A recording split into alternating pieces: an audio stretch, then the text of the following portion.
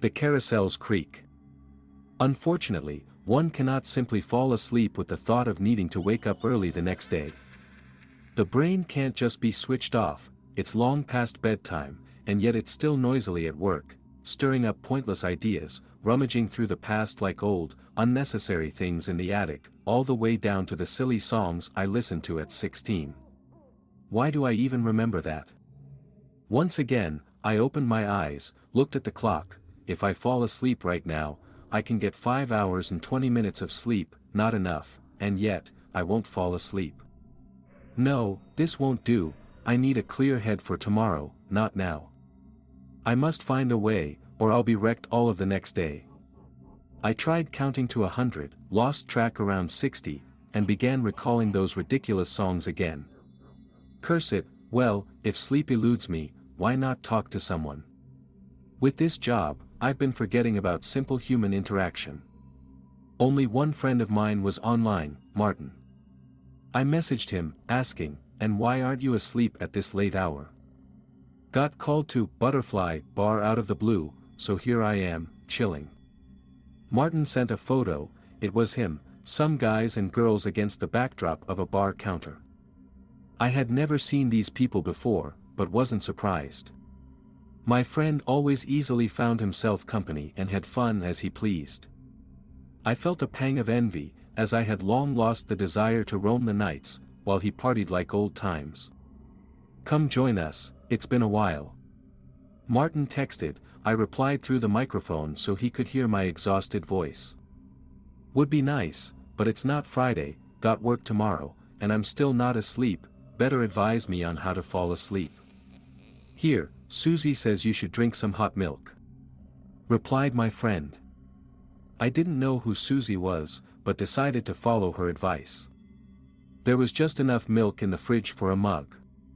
I accidentally boiled it in the microwave and had to sip it slowly. Outside, silence had long settled, even the wind wasn't wandering.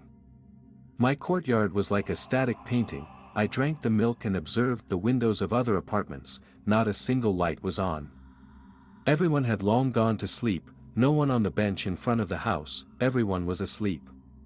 And then I noticed something I had never seen before. Across the sidewalk on an empty lot stood an old yellow carousel. It seemed out of place, as the playground was on another part of the yard. This carousel was as if left behind as a memory of past times. From above, it resembled a large metallic cross, no plastic elements, the seats were wooden.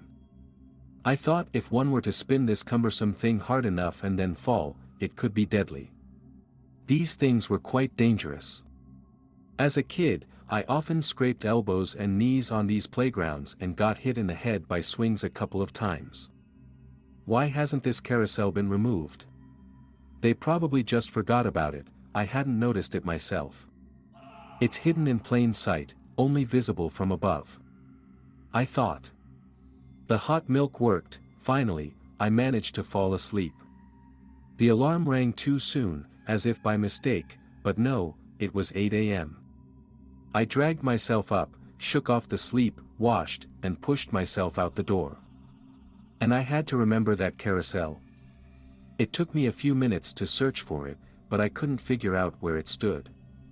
But here's the yard, the sidewalk, beyond it the empty lot, that's where the yellow carousel should be. But it was nowhere to be found, not to the right nor to the left, but right here. I looked from my kitchen window and had no doubt, I was standing right where the carousel was last night. Did they remove it overnight? Or was it never here? Could it have been a dream? Very possible.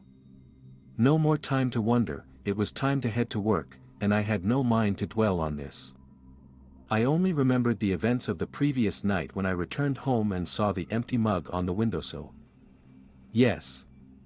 I stood here, drank milk, and looked at the yellow carousel. But it's not there, but how? I saw it in the dark, but can't see it in the light. This didn't puzzle me for long. Hours passed, the memories of the previous night faded, and I was no longer certain if I had seen it or not. To hell with it, as long as I get a good night's sleep tonight. Barely made it through the day. Right in bed, I watched a new episode of a series about my favorite childhood music band, then immediately turned to face the wall. And suddenly there was that quiet creak. It barely grazed my ear, barely perceptible, weightless, but it grabbed my attention. I strained my ears to catch the sound again. Again, a creak, metal scraping against metal. It sounded like an unoiled bicycle wheel, an old swing, or perhaps a carousel. The playground was quite far from my windows. But something creaked nearby. I got a crazy idea. What if I looked from the kitchen?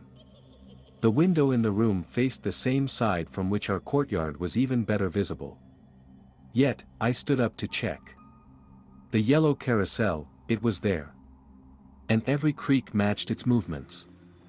The structure slightly rotated one way then the other. I turned off the light so reflections wouldn't obscure the view from the window. The carousel was in the same place. I could see the cracks on the wooden seats, the paint worn away, and the metal polished on the handles. It looks real, but why wasn't it there during daylight, and now it is? Why is it visible from one window and not from another? I turned the handle and pulled the frame. The night's coolness refreshed me, and the illusion vanished. The carousel disappeared, and I no longer heard its creak. This all stirred me up so much that I immediately started messaging my friend about my hallucinations for the second night, explaining everything in detail. "That's a spooky story about the yellow carousel," Martin wrote. "Oh well, don't worry so much, I've had that happen when I was up for days. Sometimes it seemed someone was calling me, I'd look around and there was no one, and there was this one time, after being awake for days, I got in a taxi, in a state between sleep and reality. I'm riding, and I see a monitor and keyboard appear in front of me, as if I'm sitting at a computer. But I stretch my hands out and start typing something with my fingers. The driver looks at me like I'm a lunatic, funny. Basically, you're just overworked." My friend calmed me down, reminding me of the importance of getting enough sleep. My body and I quickly agreed, so I fell asleep as soon as I got into bed. The next day went much better. I worked calmly, nothing troubled me, not even my colleagues' talks about how neural networks are rapidly developing and will soon replace us, and how we wasted years studying to be analysts. Ignore these panic moods. It was Friday, but in the evening I went home, decided I need to adjust my schedule, not skimp on sleep, go to bed early, and catch up on sleep in the morning. And indeed, I fell asleep quickly, but was awakened by a creak. I woke up terrified. It was past midnight, and it wasn't a dream. The screeching continued, and it wasn't quiet, not as if the carousel was being swayed by the wind. Someone was riding it, stomping on the ground, speeding up and spinning again and again. I plugged my ears, the sound disappeared, but as soon as I removed my fingers, the creak returned. What was it? The yellow carousel was again visible through the kitchen window. This time it wasn't empty, not a child was riding it, nor an adult, but something dreadful and absurd. Compared to the rest of its body, its head was huge, like a pumpkin, its nose sunk into its bloated face, its eyes darted around, and its drooling lips lazily smirked. It was dressed like a scarecrow, a shirt with a long sharp collar, huge pants pulled up to its chest, old shoes with buckles on its feet. The eerie oddity had settled on one of the carousel seats, holding tightly to the handles, tirelessly spinning. Through the closed window, no sound came through except these, unreal. The screech of the carousel, the stomping of feet on the damp ground, and the satisfied hee-hee of the large-headed creature. I knew everything would disappear if I just opened the window for a second, but my hand wouldn't move. It was scary to attract its attention. I quickly closed the window with the curtains and decided I would no longer look out there at night. To avoid being disturbed by the sounds, I started falling asleep with headphones on, listening to calm music, a good way to fall asleep, until the screeching began to break through the melody. I tried to listen to the music, covered my head with a pillow, but the carousel creaked more often and louder. It wasn't just frightening, it was infuriating. Every night. The damned screeching prevented me from sleeping. Was this scarecrow mocking me? Trying to drive me mad? Or had I already gone mad if I was hearing all this? And if I opened the kitchen window, everything would disappear, there was nothing to fear. I walked quickly, twitching with indignation, wanting to shout, enough with the creaking, as if it wasn't the scarecrow with a pumpkin head doing it, but a mischievous child. He was spinning on the carousel, smiling and snickering. I had just turned the handle and hadn't yet opened the window when the scarecrow immediately noticed me, stamping his feet on the ground. He stopped the carousel. His eyes stopped moving, undoubtedly he was looking straight into my window, right at me. And his facial expression changed, the foolishly blissful grimace turned into fear, his fat lips trembled, and he was shaking all over. Well, who looks more grotesque? I didn't expect that my wild gaze could scare someone who himself is a source of terror. The scarecrow almost burst into a scream. But at that moment, I jerked the curtain and he disappeared along with the carousel. All this remained a secret. I didn't want to be known as someone obsessed with the supernatural. The next night, I heard the creaking again, but now it was different. The sounds became quiet and unhurried, no stomping nor chuckling, just a quiet screech of metal. I was pleased with myself, thinking the scarecrow got so scared of me that he was afraid to make a sound. I became curious to see how he was tiptoeing around there, maybe even threaten him with my fist. To make him quiet down completely. I looked over the night yard through the kitchen window, there it was, the yellow carousel. But what happened to its eternal passenger? He was headless, his body spinning on the seat, a rough stump remained at the neck, from which blood spurted like a fountain, soaking into his ludicrous clothes, watering the ground around. And that was scarier than anything I had seen before. Then the creaks ceased altogether. I no longer heard them at night, but thoughts kept me from sleeping. Now, through the glass of the kitchen window, only the empty carousel was visible, as the first time. I watched, not knowing whether to believe my own mind and eyes. I had to figure out if it was me or if there was indeed something wrong with that place across the sidewalk. I went out at night to inspect the empty lot, shining a flashlight, poking the ground with my boot, looking for something strange. And I found it. There was a piece of pipe buried, or maybe a carousel support. So it had been here once. I couldn't have known this, it turns out my brain was fine. Even felt a bit relieved, but it didn't change the fact that all sorts of weird stuff was happening around me. Just as I was about to go home, I looked at my windows, and my legs gave out, someone was in the kitchen. Some vile creature was there. Its smile gleamed with malice, and its glowing eyes pierced with cold. In its hands, it held the severed head of that scarecrow who loved to ride the carousel. It seemed to be showing it to me, its dead bloated face, boasting of it as a trophy. As terrifying as that carousel enthusiast was, this sinister freak was far more horrifying. Has it always lived with me in the apartment? But it's only visible through this magical window, which works both ways. It was cold outside, I was wearing just a light jacket, but returning home was no longer an option, it was waiting there. So I called Martin. Fortunately, he was at home. I asked if I could stay the night with him, said it was a desperate situation, and promised to explain everything. He didn't refuse me a place to sleep. I was afraid he wouldn't believe me and would again say it was all from overwork, but Martin listened to everything and asked a question that hadn't occurred to me. If that carousel existed a long time ago, maybe everything you saw was also from the past. You know, there are sayings, walls remember, windows see, each crack mourns. Suppose your window wants to tell you about some terrible event, showing you images and sounds from the past, have you thought about that? It would be good to find out if anything was related to that carousel. My friend became interested in this matter too.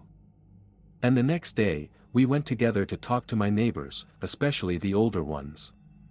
And I learned a lot new about the place I lived in. In the late 80s, something terrible happened here. People still talk about it because such things are never forgotten. And it became a folk legend, but I had recently moved into this house, so I hadn't heard it. There lived a man here, no one remembers his surname, everyone called him Huge Head, noting his physical characteristic.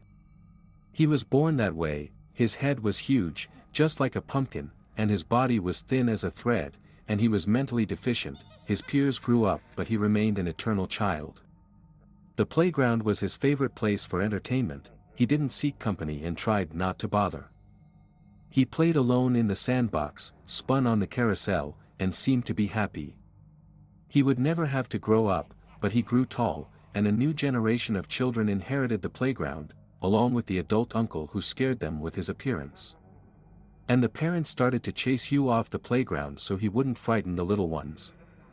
And who knows what might come into the head of someone who can't be responsible for themselves. Hugh began to go to the playground late in the evening when the children had left.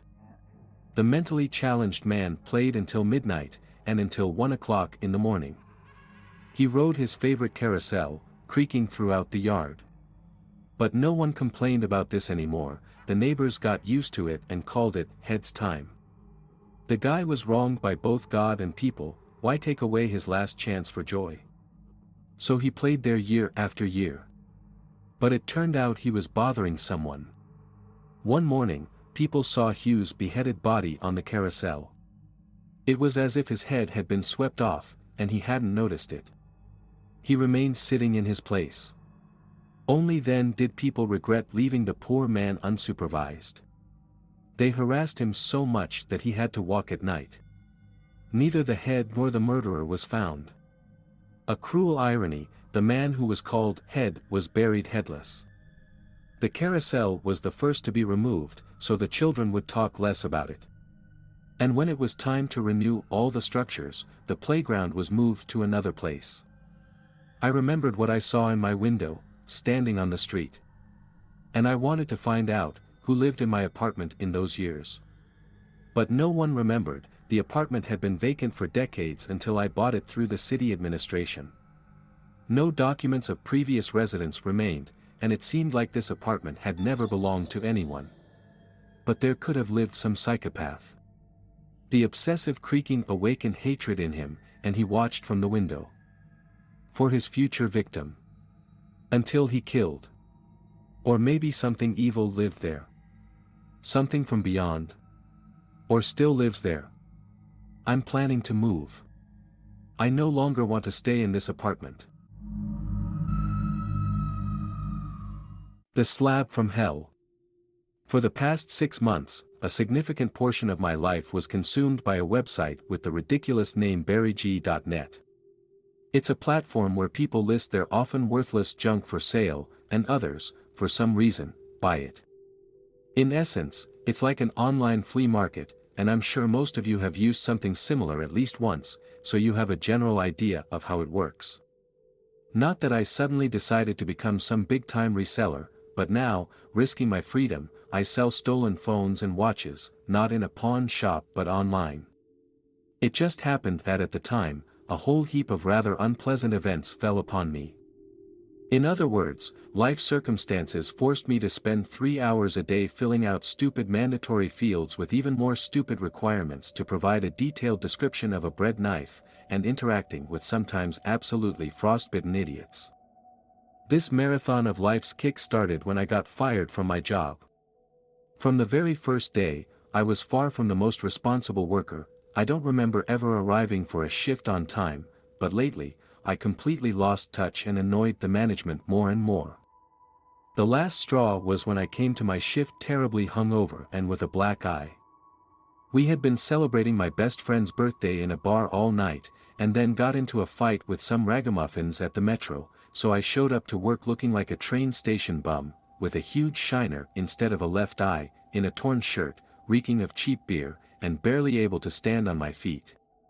When my boss, quite shocked by my appearance, said I should go home and never come back, I couldn't even respond, not even with a simple, sorry, or at least flip him off, laugh cheerfully, and leave. All I managed to do was to trip over my own shoelaces and crash loudly to the floor. I didn't particularly value my job at that diner, but you can't imagine how hard it is to find a job in my city. Especially now. Especially for an uneducated idiot and screw-up like me. A week later, I found out that my dear grandmother had passed away at the age of 90 from old age and a beastly life, leaving her grandson an apartment in a two-story barrack filled with mice and junk. An apartment I couldn't do anything with until I entered into the inheritance, and which couldn't help me climb out of my debt pit in the foreseeable future. So, you understand, the only thing left for me to do was to quietly bring home this pile of junk, photograph it, and list it for sale, hoping that someone on the other end of the internet would need an old alarm clock filled with dead cockroaches, or a set of porcelain dishes from the GDR, or a broken rocket vacuum cleaner, or some other trash. Actually, there were quite a few such people, to my immense relief, and if it weren't for the decent demand, I would have immediately quit this business. Unfortunately, my troubles didn't end there. The problem is, in addition to being a loser, I'm also a complete idiot. My situation wouldn't have been half as desperate if I weren't an idiot. If I weren't an idiot, I wouldn't have gotten completely drunk after my grandmother's funeral. If I weren't an idiot, I wouldn't have decided that it would be a great idea to take an electric scooter and breeze home. Of course, in that state, I couldn't make it without incidents and crashed at full speed into a car parked by the road. As a result, a broken arm and a debt to the car owner for repairs, small, but in my case, it was an unbearable burden that dug my debt pit even deeper. So, because of my stupidity, I lost the opportunity to even get a job as a loader in a store, and that's why I was forced to sell my grandmother's junk, earning pathetic crumbs that barely covered food and bills. So, why am I telling you this? Not for you to feel sorry for me, no way. I'm well aware that I flushed my life down the toilet, and with the only hand sticking out of the pipe, I continue to furiously press the flush button. I'm not trying to impart any moral lessons or warn you of some grave danger. You all have your own heads on your shoulders and certainly don't need me, a drunkard and a complete failure, to fill them with my life wisdom. Consider this just an internet story, a way to pass the time, and an hour later forget and continue living your life, which unlike me, you probably still have. It's up to you to decide. As I said, I spent a large part of the day selling various things on the trading platform berryg.net. In addition to my grandmother's items, my assortment included a whole bunch of everything, much of which belonged to me. All sorts of things that I had acquired throughout my life and had already lost their necessity to me. A lot had been preserved from my childhood. I was a surprisingly neat and frugal child, rarely breaking toys, so I ended up with rare Lego sets, various collectible cards, and a decent box of car models and other things. When I first started all this, I was quite tired of the endless number of greedy bastards ready to choke for every cent, begging to slightly lower the price for a wooden comb that costs mere pennies in a store. Soon, I got used to such misers, but there were even worse clients, countless scammers, annoying gypsy resellers, rude people, and just degenerates, who made me strongly want to give it all up and take out a loan. But no, I'm not that stupid. Of course, not everything was so gloomy. At some point, I even caught myself thinking that I sometimes enjoyed my work, since there were quite interesting personalities on this marketplace, and plenty of amusing incidents too. I'll never forget how I dragged a Panasonic cassette player across the entire city on foot. Yes, sometimes I agreed to deliver the goods to the buyer myself if money was really tight. That time, the buyer turned out to be some unkempt guy, who lived in a burnt-down hut with piles of trash. We walked through the rooms but couldn't find a single intact socket, so he didn't take the cassette player. Of course, I was angry at the guy, but what was there to take from him? There were more eerie cases. Once, I happened to bring my old laptop for sale to a house with 4 drug addicts with huge Dobermans on chains. You should have seen their faces when black smoke started billowing out of the laptop. I thought I wouldn't get out of there alive, but somehow I managed to settle everything peacefully. However, since then, I swore never to deliver goods to someone's home. But these were just the flowers compared to what happened about 3 months ago, after which I quit the site once and for all.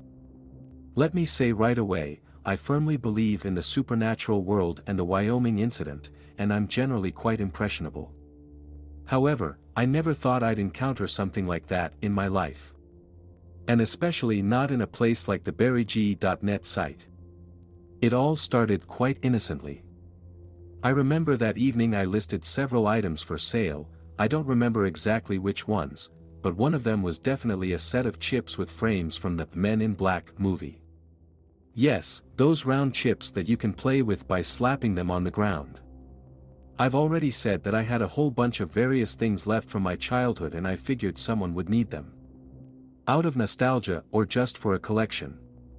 After that, I went to sleep and didn't go online until the evening of the next day. Usually, the first interested buyers start knocking in private messages after a day. Who knows how the algorithms of this platform work, but for some reason, it happened exactly like this for me, so I wasn't in a hurry to check the inbox. I went on the site after midnight and was quite surprised. 12 messages. Well, that's an unusual picture. Did everyone suddenly need cardboard circles? When I clicked on the message icon, the dialogues opened, and it turned out that all 12 messages were from one person, a certain Naomi. Then, her avatar immediately caught my eye. The photo was of a typical 60-year-old woman, standing against striped wallpaper. The photo was low resolution, but it was noticeable that Naomi slightly opened her mouth, revealing yellow teeth. Overall, the photograph provoked a strange antipathy, but at the time, I didn't dwell on this thought, just smirked to myself at the absurd composition of the picture. Naomi literally bombarded me with messages. Will buy. Where to pick up? I want to buy. Tell me the address. I will come to buy. What's the address? Want to buy. Need to buy. Where to go? Really need to buy. Will buy. Buying. What surprised me the most was not the strange manner of communication or the fact that a toy from the 2000s was somehow needed by an elderly woman, but rather the fact that she responded literally as soon as I posted the ad and sent one message per minute. This should have immediately raised red flags, but I was confused and had no idea how to respond. Meanwhile, Naomi apparently noticed that I was online and a pencil danced in the dialog box.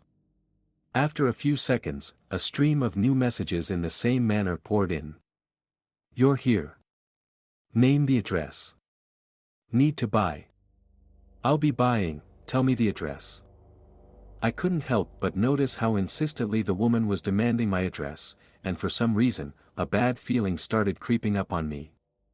It seemed that under no circumstances should I give her my address because there was clearly something wrong here. Normal, sane people do not behave like this. They might bargain, ask dumb questions, be rude. But this was a first for me.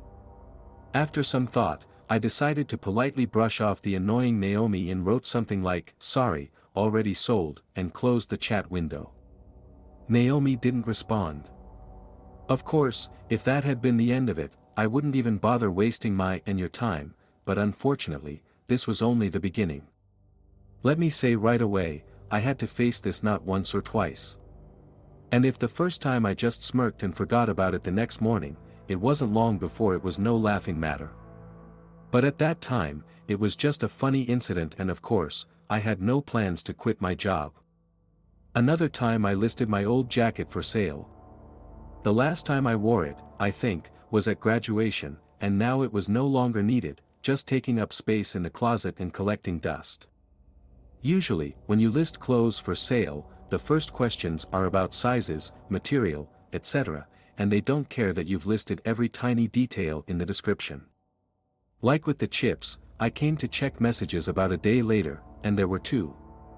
The first one, from a perfectly ordinary guy, he, as I expected, asked the standard question about size and height. But what first caught my attention was the second message. It was from an African-American man named Derek, in a shirt with a gold pattern. What caught my attention was that he was standing against the same striped wallpaper. His messages were no less strange than Naomi's. Hello, does the jacket smell?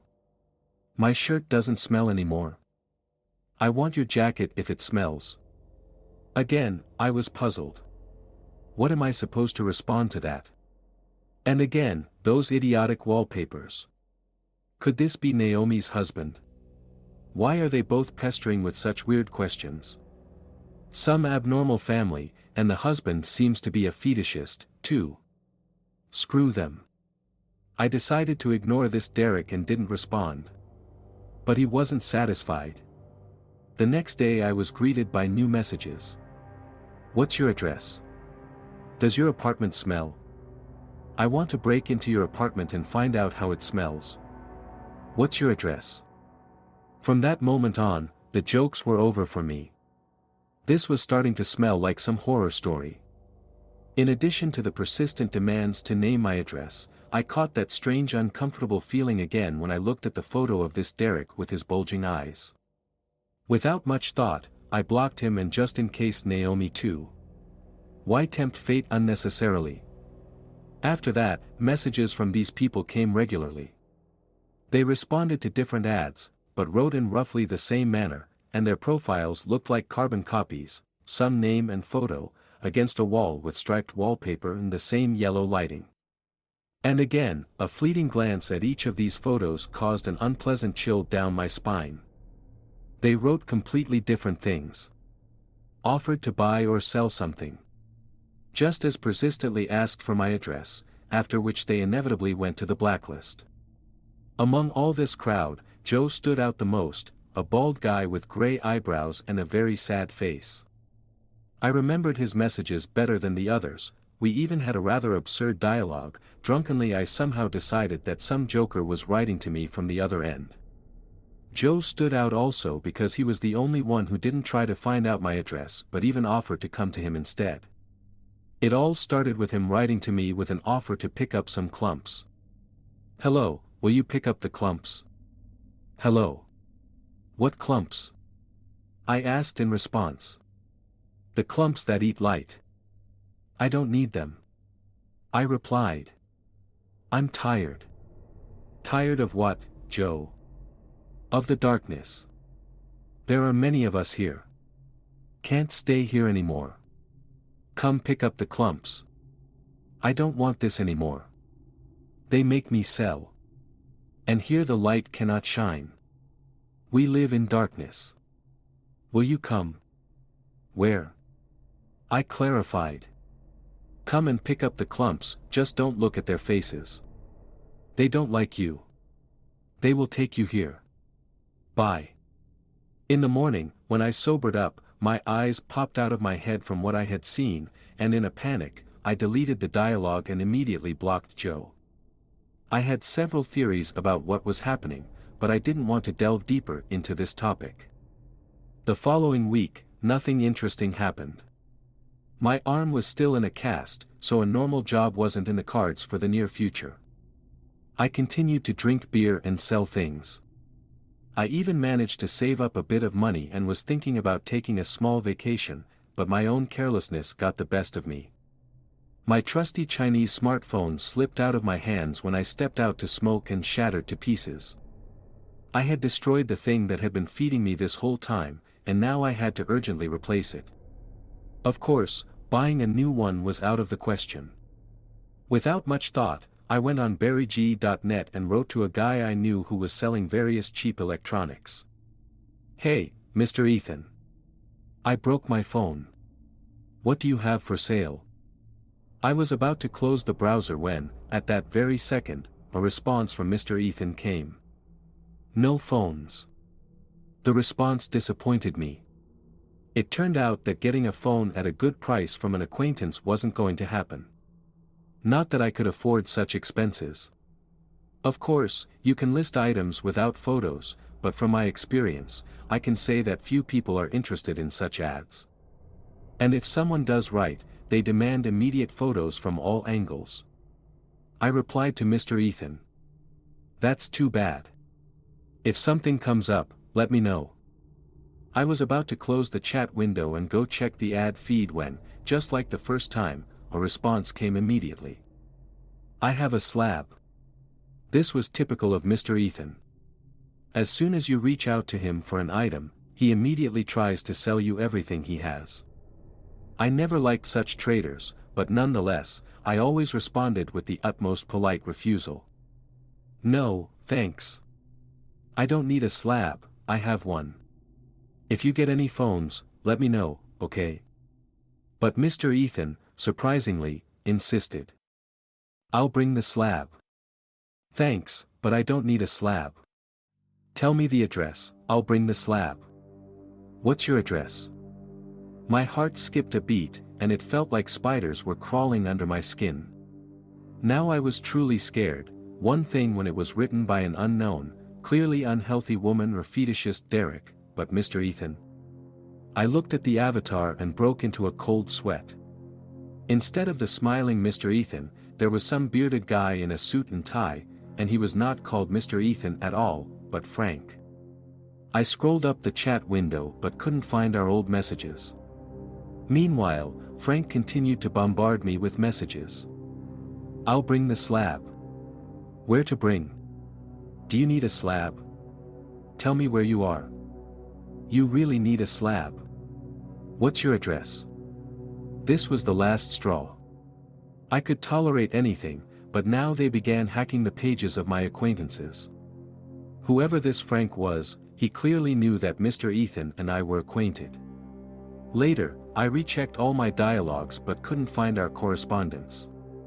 Frank had hijacked his account, and there was no trace of Mr. Ethan.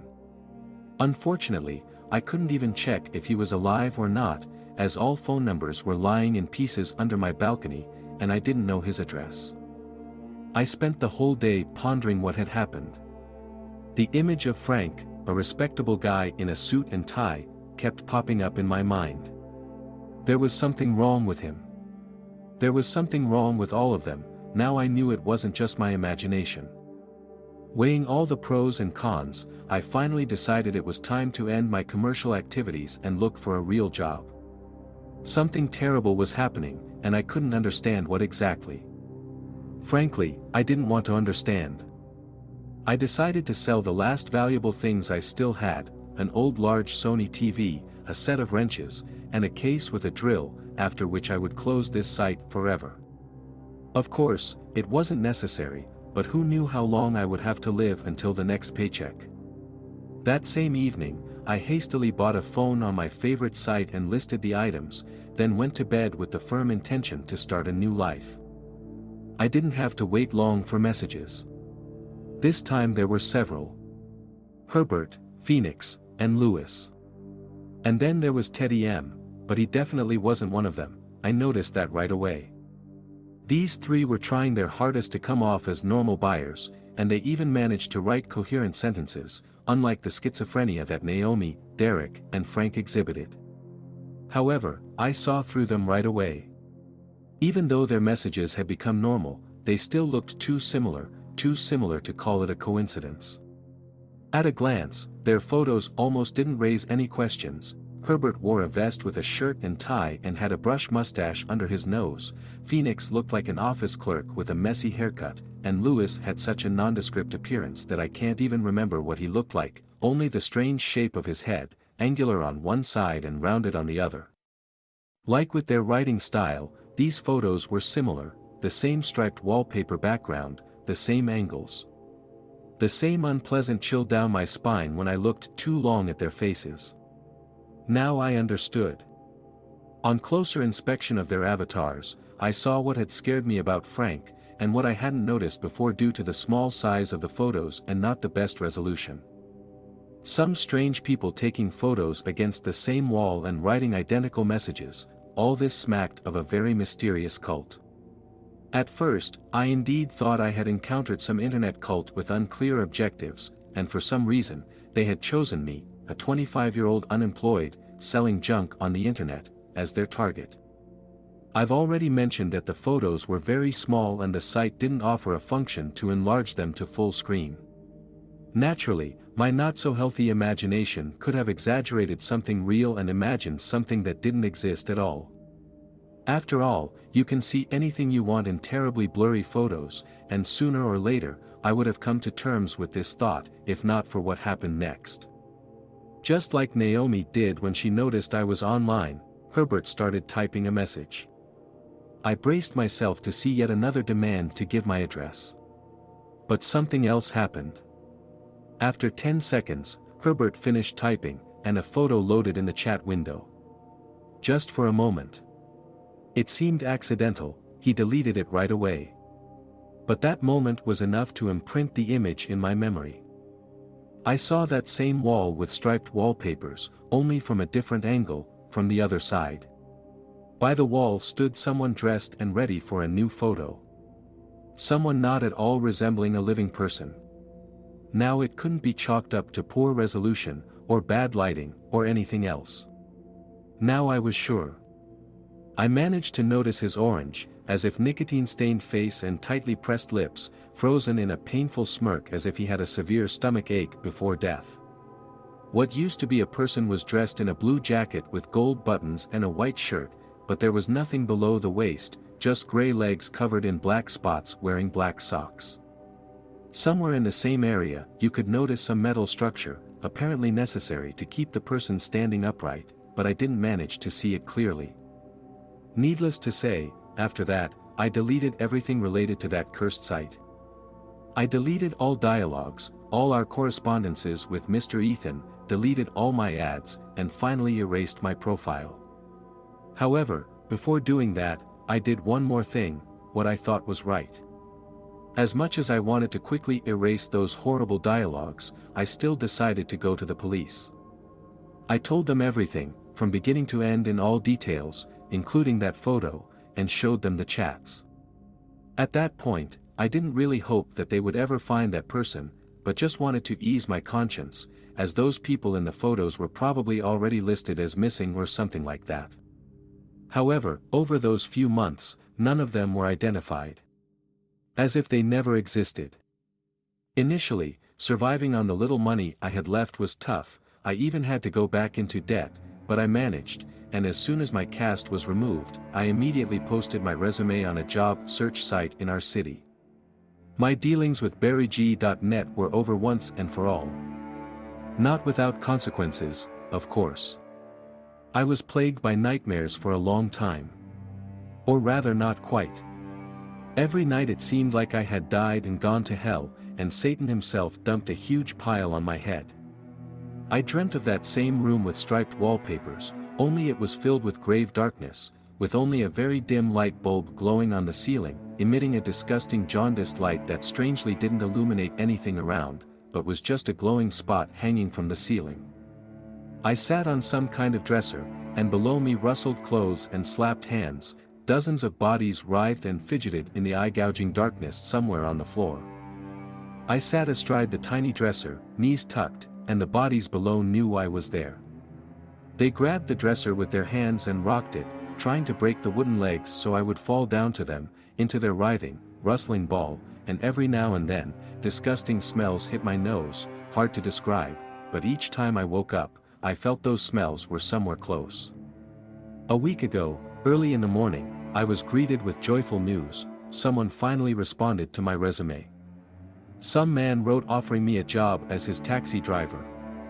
Apparently, their new worker was a terrible driver, had already wrecked 2 cars, and was altogether quite strange, so they decided to get rid of him before he wrecked the last intact car. In short, he was finishing his shift that day, then packing his bags to look for another job, and I would take his place behind the wheel. The guy said we should switch at 1 a.m. at the taxi stand and gave me his number so I could message him on WhatsApp. Without much thought, I agreed. Finally, I had a real job. The parking lot was a considerable distance from my house. I had to walk several blocks past the funeral services store, then turn between 2 wastelands and walk a few kilometers to the parking lot. I left the house at 11 p.m. The buses had already stopped running, so I leisurely walked, and by the time I reached the taxi parking, the clock had just struck midnight. I didn't understand why we couldn't just swap cars at my house, but decided it must be some stupid company policy. The parking lot was in a not very lively place, surrounded by some warehouses. After midnight, this place died down completely, almost all the street lights and traffic lights went out, there was no one on the streets, and only occasionally the silence and solitude were interrupted by roaring trailers. I sat on a bench near a closed store, plugged in my headphones, and turned on some movie about Somali pirates on my phone, just to listen to something other than the hum of air conditioners and the crackle of a lamp post light above my head. Time passed. I watched the movie and smoked. When needed, I can completely disconnect from reality. Like when having to wait for a long time. It's like I have a magical ability to skip hours of waiting and jump straight to the interesting part, and perhaps this is the only thing I'm really good at. It was the same this time. At some point, I noticed that the 1.5-hour movie had ended, and the newly opened pack of cigarettes was halfway empty. But there was not a single message from the taxi driver, and my "I'm heading out" message that I sent upon leaving the house was still unread. I tried calling him, but no one answered. Hanging out on a dark, empty street for an unknown amount of time didn't appeal to me, and there was nothing left to do but to go home empty-handed. At least he could have warned me that he wouldn't come, damn it, I thought irritably. On my way back, I walked at a fairly brisk pace and had covered more than half the distance when my phone vibrated. I took it out of my pocket and unlocked the screen. A message from the driver had arrived. "Don't tell me you came to swap and are waiting for me at that place," I thought at that moment. The prospect of having to go back was very annoying. But he wrote something completely different.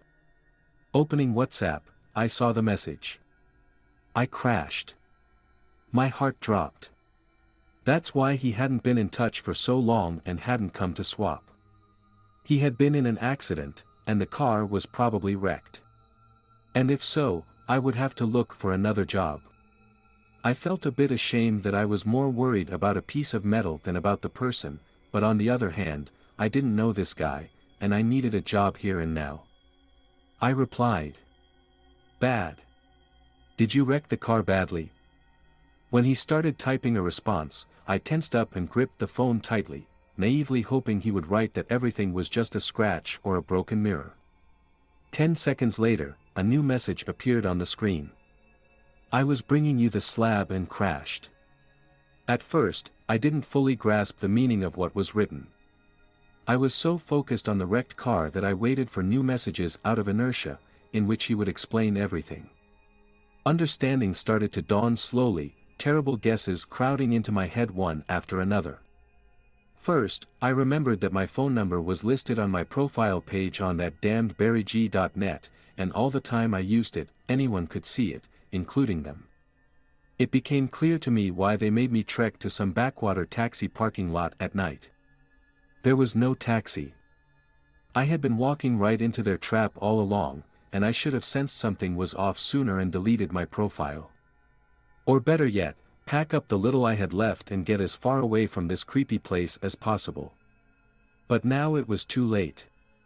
I was standing completely alone on a dark road, on a wasteland, at 2 a.m., and something terrible was hunting me, known only to Satan for what purpose. Or maybe it had already found me and was pretending. The answer didn't take long to arrive. The phone vibrated again, jolting me out of my stupor. The driver had sent a photo. When I was younger, I remember discovering a website with all sorts of atrocities from around the world. Accidents, punishments by drug cartels, dismemberment, videos of mob justice on criminals from various banana republics. Back then, I definitely spoiled my psyche and healthy sleep by binging those videos for weeks. But eventually, I got used to it.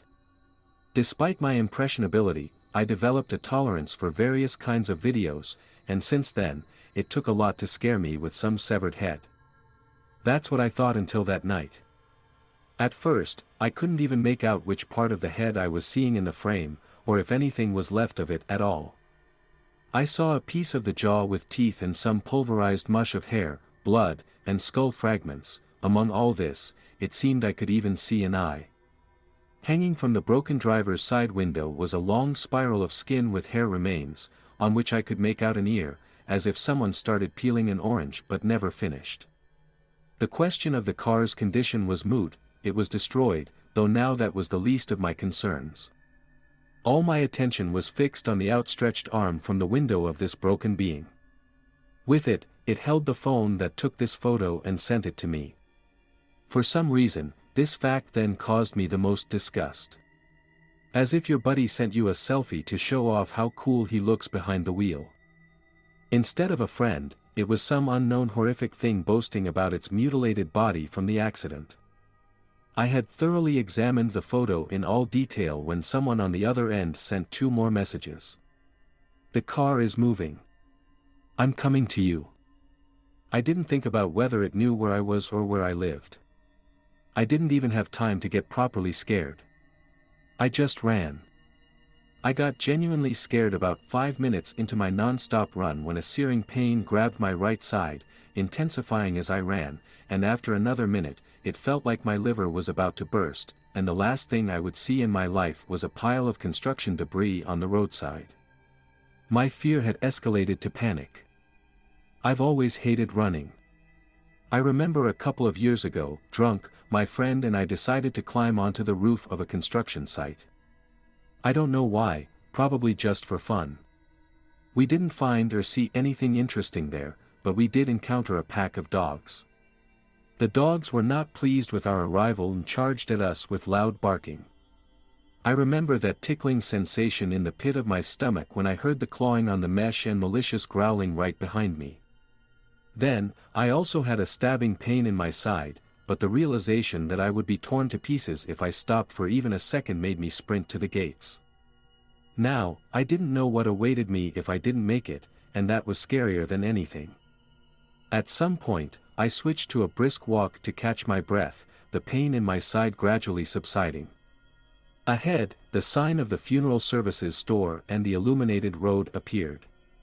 Only a few blocks left to my house. Before stepping onto the asphalt, I looked back. In the distance, I saw the yellow light of headlights. That tickling sensation in my stomach returned, and my already racing heart beat even faster. Ignoring the throbbing pain in my side, I bolted as fast as I could. I ran through the mazes of houses and parking lots, jumped over the school fence, and dashed across the football field. I desperately hoped that these convoluted courtyards would confuse my pursuer, and he would get lost. But somehow, I felt it would still reach me.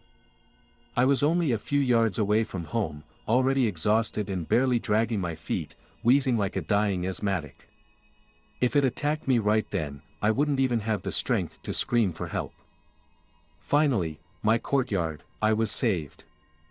Barely had the strength to drag myself to the entrance. As I reached the solid metal door, somewhere on the other side of the courtyard, I heard the uneven roar of an engine and the sound of something scraping against the asphalt.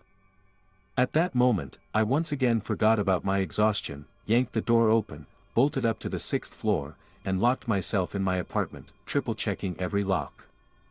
After that, I drew the curtains and, like a frightened child, dove under the bed. Only now could I fully catch my breath and gather my thoughts. Thoughts poured into my brain like from a fire hydrant. Now I fully realized what had happened. God, I had led them straight to my house. At least they didn't know which apartment I lived in. But what if they did? Why had I run such a distance when I could have called the cops, who surely would have saved me? Why hadn't I thought of that before? I need to call them right now. But what would I say? Help, a crashed corpse is chasing me in a car. Anyway, what difference does it make? Just let them come. Please, let them come. I reached for my phone, and it vibrated immediately. I didn't want to read whatever it had sent, whatever it was. But I still saw the message bubble pop up on the screen for a second, making me feel sick. I'm coming up. Then I cried. It happened so suddenly, and I even surprised myself. I don't remember the last time I cried. I think I didn't even cry at my grandmother's funeral. Whether from fear or pity for myself and my foolish life, which I hadn't managed to live properly. Somehow, I no longer saw the point in calling anyone or trying to escape. I didn't even have the motivation to go to the kitchen and grab a knife. Somehow, I thought it was definitely over for me.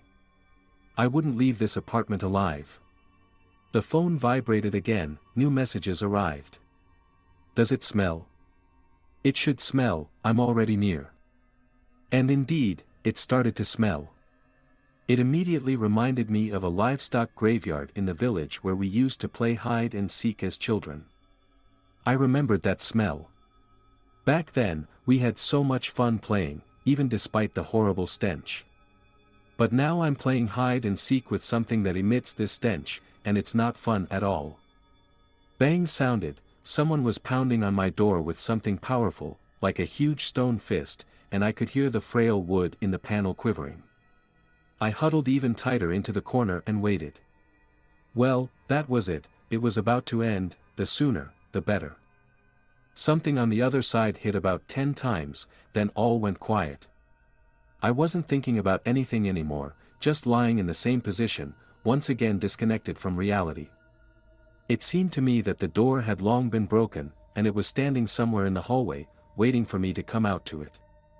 However, soon I realized the smell was gone, and a few minutes later, someone timidly knocked on my intact door. At first, I ignored the knock, but then it was followed by the trembling voice of my floor neighbor. "Eric, are you home?" He said it so quietly that I barely caught his voice, but as soon as I did, it was like a syringe of adrenaline was injected into me. I bolted from under the bed and in a few leaps was at the door. Making sure it was indeed my neighbor and not some otherworldly creature, I unlocked all the locks and flung the door open. The old man stood on the landing in his worn robe and slippers. The first thing I saw were his eyes. Before, they were almost invisible, hidden by folds of skin, making him look like a sad Shar-Pei. Now, from under those folds, 2 huge orbs stared back at me, and I silently stared in return. The old man was shivering, nervously swallowing his saliva, unable to start speaking. Finally, he raised his hand and silently pointed at my door. I stepped onto the landing and looked at the backside of the door, where the old man was pointing. He indeed brought me a slab. My mind was swirling with endless questions. How did he know my last name and birth year? Is this really the last year of my life? How did they manage to attach a granite tombstone to a wooden door? But what surprised me the most was the photograph. It was of me, with the caption in print below, "Eric, the happy owner of the slab." My neighbor and I stood on the landing, silently examining the slab. I didn't know what to say or what all this meant, and he, even more so. Eventually, the old man put his hand on my shoulder and said, "I'm very sorry, Eric." He said it as if I was indeed dead, even though I stood before him, whole and unharmed. After that, the neighbor turned around and silently went back to his apartment, leaving me alone with my gravestone slab. I don't know what all this means and what awaits me in the future. At night, I started hearing someone approaching my door and sobbing mournfully, and in the morning, I find flowers and wreaths signed, from Louis. From Naomi. From Herbert. Even the neighbors act as if I'm indeed dead. Recently, I went to take out the trash, and my familiar old neighbor peeked out. When I greeted him in my usual manner, he didn't respond but just crossed himself and slammed the door loudly. And the old lady from the first floor started lighting huge candles by my door. Truth be told, this has thoroughly annoyed me. I even decided to call a locksmith to remove this damn door with its creepy gravestone slab and throw it away. But they refused. The locksmith silently hung up the phone. And that same evening, I received a message from an unknown number. The slab cannot be removed. The slab will stay with you. I would gladly drop everything and leave somewhere far away, but everyone around stubbornly continues to act as if I am dead. When I tried to buy a train ticket that I was told that I had died and they refused to sell to me. When I went to apply for a new job, they told me that I was dead and took me for an imposter. You are dead. That's what everyone I tried to talk to told me. Now, I even start to believe it myself. Lately, I've been having nightmares again. As if I'm wandering through my apartment in pitch darkness, while outside, near the window, faint yellow lights are visible, strangely illuminating nothing around, and no matter how hard I try, I can't find their source. I hear bodies crawling on the landing outside my door, rustling with clothes and slapping hands on the concrete floor. The bodies fumble around my door, and I can hear their palms sliding over the panel. They're trying to find the handle to open the door, but I hold it from my side, preventing them from doing so. Until recently, I managed to do this, but with each night, the dream gets worse. First, I lost one leg. Then the other. After that, I could only crawl, but I was still able to reach the handle and hold the door. However, this morning I realized that in my dream, I now lack one arm. I don't know what all this means and what awaits me in the future. But I have a very bad feeling.